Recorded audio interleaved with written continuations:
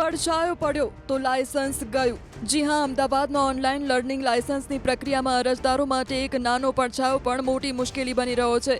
Computer સામે બેસીને સાચા જવાબ આપ્યા, ટેસ્ટ પણ પાસ કરી લીધો, છતાં હાથમાં લર્નિંગ લાયસન્સ આવવાને બદલે અરજદારોના હાથમાં આવી રહ્યો છે રિજેક્ટેડ નો મેસેજ। જી હા, અમદાવાદમાં ઓનલાઈન લર્નિંગ લાયસન્સની પ્રક્રિયા હવે ઉમેદવારો માટે મુશ્કેલીનું કારણ બની રહી છે। ઓનલાઈન લર્નિંગ લાયસન્સ માટે અરજી કરનારા હજારો ઉમેદવારો હાલ સોફ્ટવેરની ખામીથી પરેશાન છે। ટેસ્ટ પાસ કર્યા બાદ પણ અનેક અરજીઓ સીધી રદ થઈ રહી છે। આરટીઓના સોફ્ટવેરમાં ટેકનિકલ ખામી અને કડક ઓટોમેટેડ નિયમોના કારણે સાચા અરજદારો મુશ્કેલીમાં મુકાઈ ગયા છે। ઘરે બેઠા ઓનલાઈન ટેસ્ટ આપ્યા બાદ અરજી આરટીઓના ડેટાબેઝમાં મોકલવામાં આવે છે, પરંતુ હાલ અનેક અરજીઓમાં વાયોલેશન ઓફ રૂલ્સ લખાઈને આવી રહ્યું છે। ખાસ કરીને લાઈવ ફોટો અપલોડ કરતી વખતે જો પાછળ સામાન્ય પડછાયો પણ દેખાય તો સોફ્ટવેર તેને નિયમ ભંગ ગણીને અરજી રદ કરી દે છે।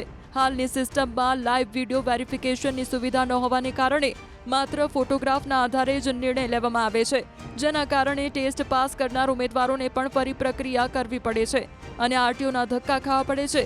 આ સમગ્ર મામલે અમદાવાદ આરટીઓના અધિકારીઓનું પણ ધ્યાન દોરાયું છે। સાચા અરજદારોને પડતી મુશ્કેલી દૂર કરવા માટે અમદાવાદ આરટીઓ દ્વારા ગાંધીનગર વડી કચેરીમાં લેખિત રજૂઆત કરવામાં આવી છે। સોફ્ટવેરની ખામી દૂર કરવા અને વિડીયો વેરિફિકેશન ફીચર ઉમેરવાની માંગ કરવામાં આવી છે।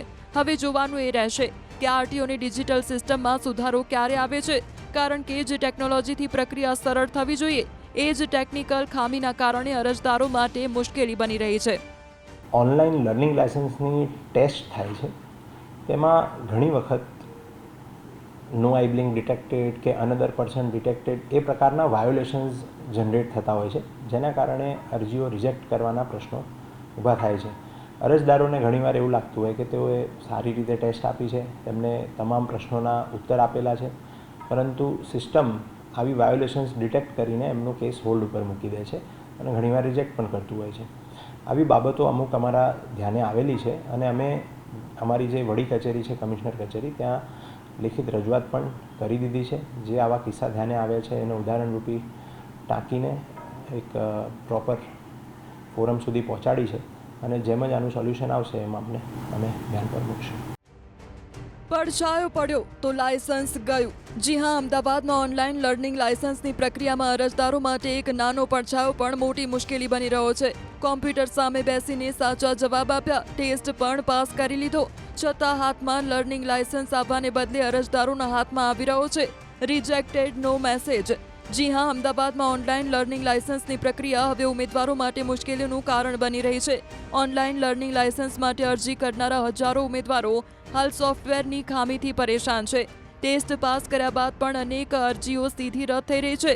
આરટીઓના સોફ્ટવેરમાં ટેકનિકલ ખામી અને કડક ઓટોમેટેડ નિયમોના કારણે સાચા અરજદારો મુશ્કેલીમાં મુકાઈ ગયા છે। ઘરે બેઠા ઓનલાઈન ટેસ્ટ આપ્યા બાદ અરજી આરટીઓના ડેટાબેઝમાં મોકલવામાં આવે છે, પરંતુ હાલ અનેક અરજીઓમાં વાયોલેશન ઓફ રૂલ્સ લખાઈને આવી રહ્યું છે। ખાસ કરીને લાઈવ ફોટો અપલોડ કરતી વખતે જો પાછળ સામાન્ય પડછાયો પણ દેખાય તો સોફ્ટવેર તેને નિયમ ભંગ ગણીને અરજી રદ કરી દે છે। હાલની સિસ્ટમમાં લાઈવ વિડીયો વેરિફિકેશનની સુવિધા ન હોવાને કારણે માત્ર ફોટોગ્રાફના આધારે જ નિર્ણય લેવામાં આવે છે, જેના કારણે ટેસ્ટ પાસ કરનાર ઉમેદવારોને પણ ફરી પ્રક્રિયા કરવી પડે છે અને આરટીઓના ધક્કા ખાવા પડે છે।